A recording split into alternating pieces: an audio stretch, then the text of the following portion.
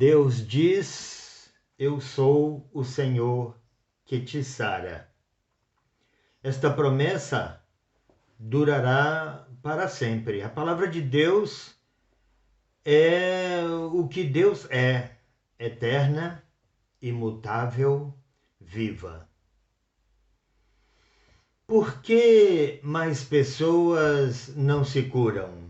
Já se perguntou? De sorte que a fé é pelo ouvir, e o ouvir pela palavra de Deus. Romanos capítulo 10, versículo 17. A fé nunca nasce por nossa compaixão. A fé nunca nasce por nossa piedade. A fé nunca nasce por conversarmos com as pessoas sobre suas dores, sofrimentos e doenças, fraquezas e moléstias. Não. A fé é pelo ouvir, pela palavra de Deus. Romanos capítulo 10, versículo 17. A fé nasce quando ouvimos a palavra da verdade, a palavra de Deus. A pessoa precisa ouvir a verdade. Jesus disse: e conhecereis a verdade, e a verdade vos libertará. João, capítulo 8, versículo 32. Ele, Jesus Cristo, é a verdade. Ele disse: eu sou o caminho, e a verdade, e a vida. O artigo definido, olha, eu sou o caminho, não um caminho, o caminho.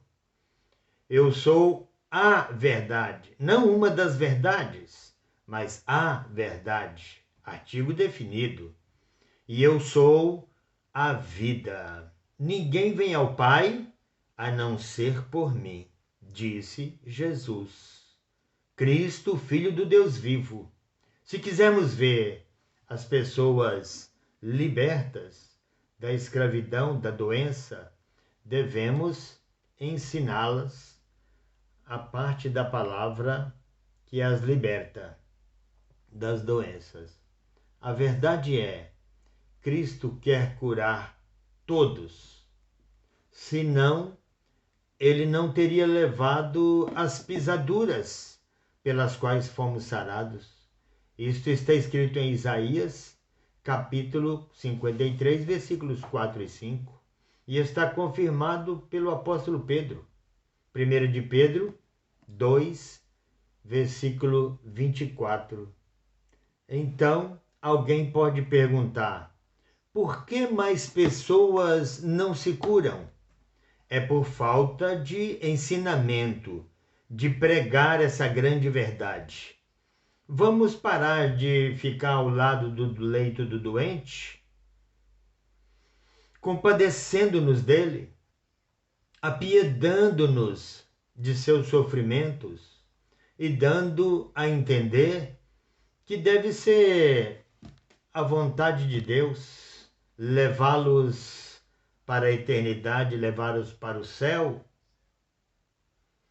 ou que deve ser para ensiná-los a ter paciência, ou talvez ficarem mais perto do Senhor por meio da enfermidade.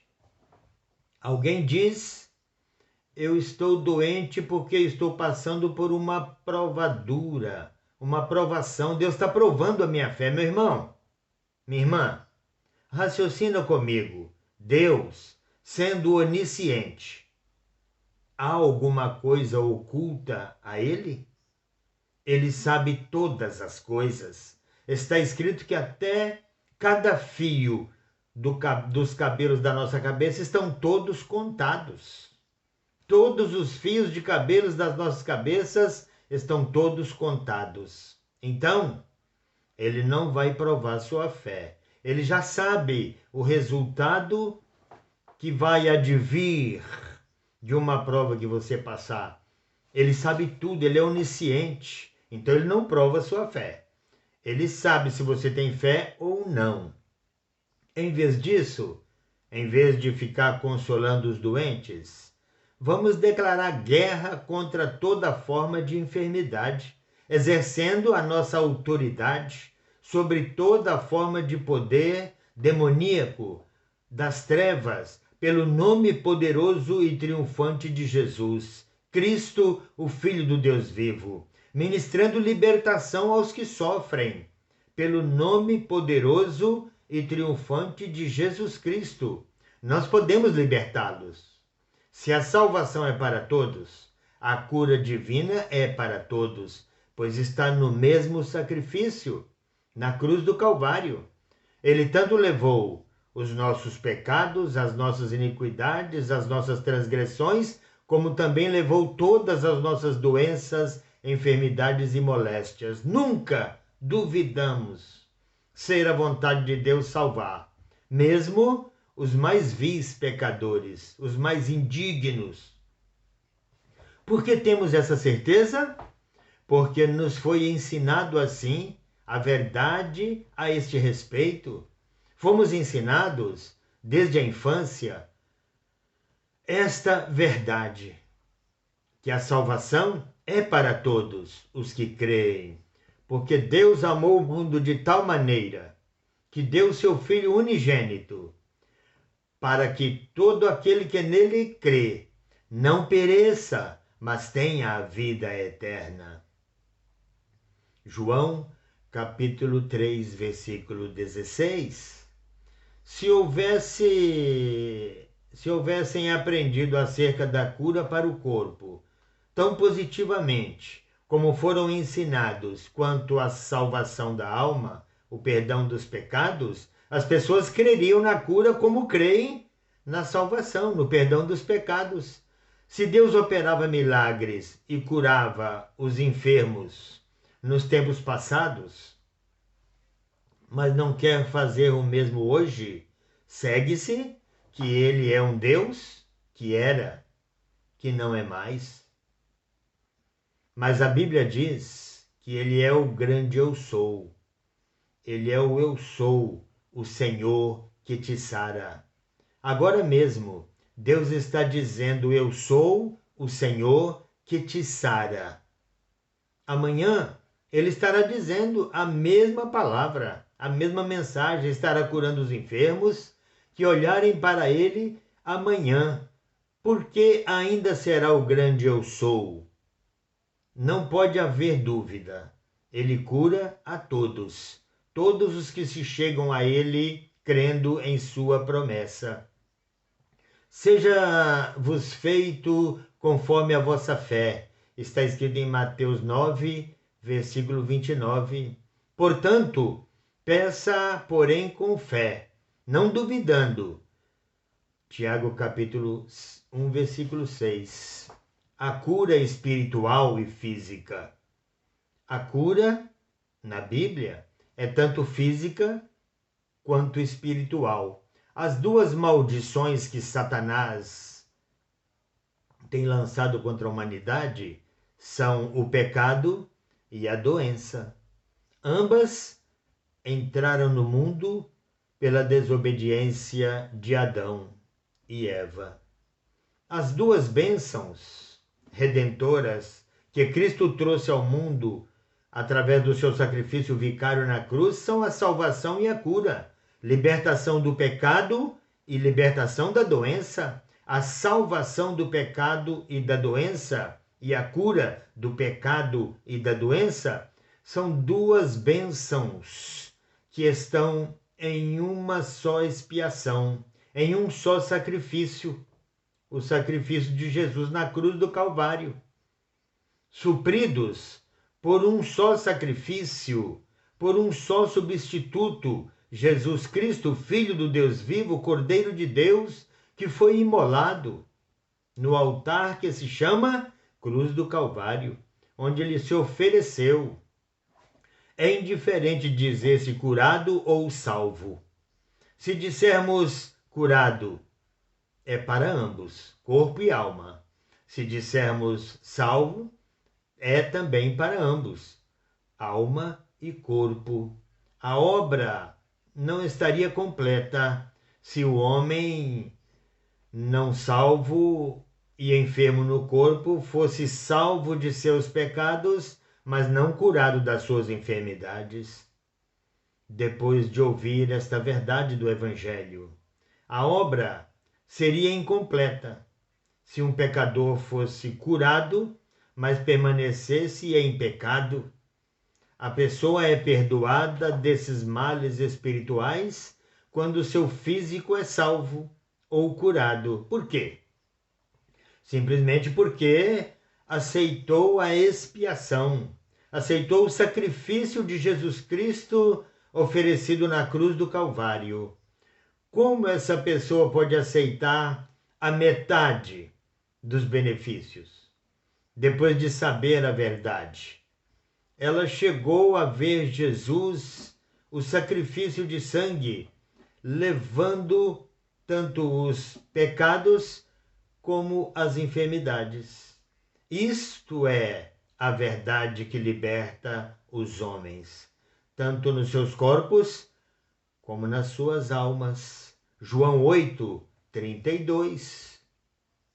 Em nossas campanhas evangelísticas, nas campanhas que fazemos por onde andamos, sempre temos pregado a provisão dupla, plena, de Deus para a humanidade. Nós convidamos as pessoas, os não salvos, a aceitarem a Jesus Cristo como Salvador, o mesmo Cristo que os cura e os salva. Nós convidamos eles a crer que Deus cura as enfermidades em Cristo, ao mesmo tempo que salva do pecado, que perdoa os pecados em Cristo.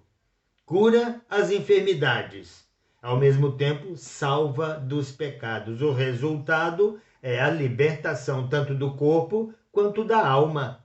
É o que diz a palavra. O corpo e a alma são sempre libertos ao mesmo tempo quando as pessoas creem nesta palavra, quando ela é pregada. Paulo diz: fostes comprados por bom preço, glorificai, pois, a Deus nos vossos corpos e no vosso espírito, os quais pertencem a Deus. 1 Coríntios, capítulo 6, versículo 20. Ele nos manda usar tanto o corpo quanto o espírito para glorificar a Deus. Ambos foram comprados por bom preço. Não admira que Jesus tenha dito ao paralítico: filho, tem bom ânimo, perdoados estão os seus pecados. Marcos capítulo 2, versículo 5 e Mateus capítulo 9, versículo 2. Quando o paralítico se levantou, tomou sua cama e foi embora para sua casa, deixou os seus pecados para trás, com sua enfermidade. Foi por esta razão que Jesus perguntou: qual é mais fácil, dizer ao paralítico: estão perdoados os teus pecados, ou dizer: levanta-te, toma tua cama e anda? Marcos 2, versículo 9. Se Jesus tivesse dito àquele aleijado, àquele paralítico, que os seus pecados fossem perdoados, sua enfermidade também teria que sair junto, pois o remédio para ambos foi providenciado na mesma expiação, no mesmo sacrifício. Isaías declarou: ele foi ferido por causa das nossas transgressões e pelas nossas injustiças e iniquidades, pelas suas pisaduras fomos sarados. Isaías 53, versículos 4 e 5. Jesus tivesse ordenado àquele homem que se levantasse e andasse, a cura estaria operada e o pecado também teria que deixá-lo. Sempre devemos ver uma plena libertação em Jesus Cristo. A palavra grega traduzida por salvo, em Romanos capítulo 10, versículo 9, será salvo. É a mesma palavra usada por Marcos, e todos os enfermos que lhe tocavam saravam. Marcos capítulo 6, versículo 56. Ambas as palavras, salvo e saravam, foram traduzidas da palavra grega sozo. Vamos aprender o que essas palavras significam no texto original. Cada uma das palavras encontradas nas seguintes passagens bíblicas das Escrituras são traduzidas do mesmo verbo grego sozo. Sari, Marcos 5, 23. Salvo, Marcos 16, 16. Salvo, Lucas 8, 36. Salvo, Atos 2, 21. Curado, Atos 14, versículo 9. Salvos, Efésios 2, 8. Salvou, Lucas 18, versículo 42. Salvará, Tiago capítulo 5, versículo 15. Salvou, Marcos 5, 34. Sararei, Marcos 5, 28. Salvou, Lucas 17, 19. Curados, Atos 4, 29. Curado, Atos 4, versículo 12. Saravam, Marcos capítulo 6, versículo 56. Todas estas palavras e todos esses versículos, no original, salvo, salvou, curados, sarou, sarará, vem da palavra original do grego sozo. Então não há necessidade alguma dos cristãos estarem enfermos. Não toleramos o pecado em nossas vidas, não é verdade?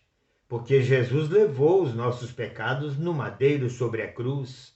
Então nós fomos perdoados, lavados e remidos no sangue precioso de Jesus Cristo e não mais vivemos mais entregues ao pecado. Está escrito, porque o pecado não terá domínio sobre vós. Fomos perdoados, fomos libertos. Então não toleramos o pecado nas nossas vidas. Jesus nos lavou dos nossos pecados. Também não temos necessidade de tolerar a enfermidade no nosso corpo, a doença no nosso corpo, em nossos corpos. Não devemos tolerar, de forma alguma aceitar nenhuma doença, nenhuma enfermidade, pois está escrito, verdadeiramente ele, Jesus, levou sobre si, sobre ele, as nossas enfermidades todas as nossas dores, enfermidades, doenças e moléstias. Não devemos ter medo da pandemia, do vírus, do pernilongo que traz a chikungunya ou a dengue. Não devemos temer doença alguma, porque Jesus levou todas elas lá na cruz do Calvário em nosso lugar. Jesus já levou as nossas enfermidades. Creia nisso. Creia que ele levou sobre si todas as nossas enfermidades, fraquezas e levou as nossas doenças, moléstias. Capítulo 8, versículo 17 do Evangelho de Mateus. Verdadeiramente, ele tomou sobre si, levou as nossas enfermidades ou doenças e as nossas dores levou sobre si. Isaías capítulo 53, versículo 4. Por este versículo, sabemos que Jesus levou nossas enfermidades.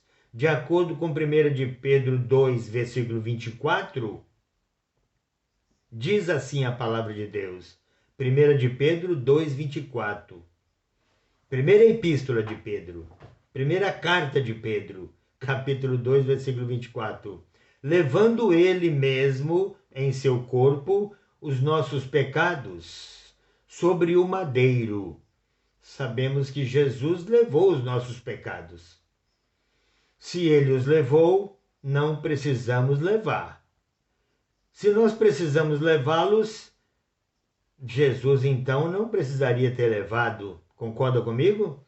Se de fato precisamos levar, então foi em vão que Jesus levou na cruz ao morrer. E é vã a nossa fé, diz o apóstolo Paulo. O Evangelho mostra claramente que Jesus Cristo os levou. e, portanto, somos redimidos deles. Assim como somos redimidos das doenças, assim não precisamos levar os nossos pecados e nem as nossas doenças. Foram lançados todos nas profundezas do mar. Deus diz: dos seus pecados não me lembrarei mais.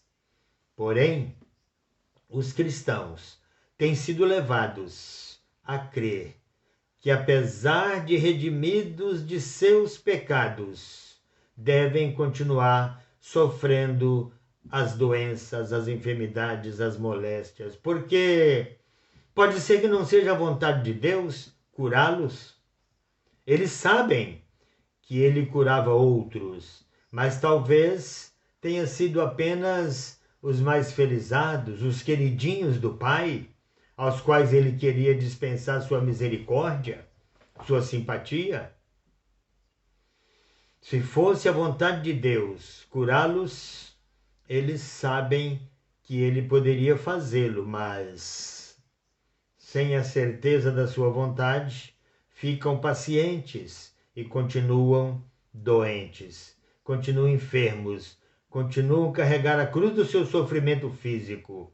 A doença destrói o mesmo corpo que foi comprado por bom preço, o sangue de Jesus Cristo, o corpo do Filho de Deus.